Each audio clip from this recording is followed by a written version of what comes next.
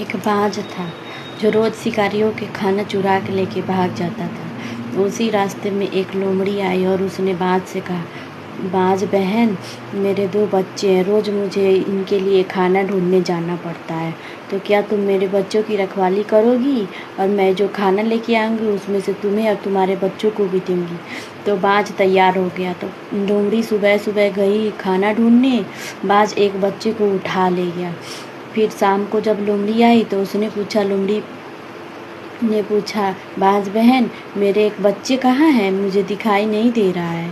तब बाज ने कहा कि मुझे तो पता नहीं, यहीं अभी था, पता नहीं कहीं गुम गया होगा। लोमड़ी बहुत रोई पर कुछ उसे पता न चला उस बच्चे के बारे में। फिर कल होकर दूसरे बच्चों के लिए खाना लेने गई। फिर शाम को आई तो बाज उसी बीच दूसरे बच्चे को भी लेके चला गया और शाम को आई तो दूसरा बच्चा भी नहीं दिखा। तो उसने बाज से पूछा तो बाज ने कुछ बोला कि मुझे नहीं पता। तब उसे लगा कि बाज ने ही मेरे दोनों बच्चों को खा गया। उसने कहा कि मैं कुछ नहीं करूँगी, इसका निदान तो भगवान ही करेंगे।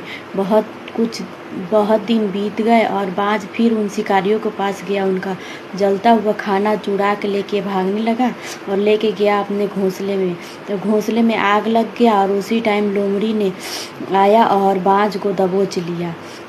इसीलिए कहा जाता है कि कर्म का फल भोगना ही है। जैसे कर्म करेंगे वैसे ही फल पाएंगे। भगवान की लाठी से आवाज़ नहीं आती है, पर चोट बहुत गहरी आती है।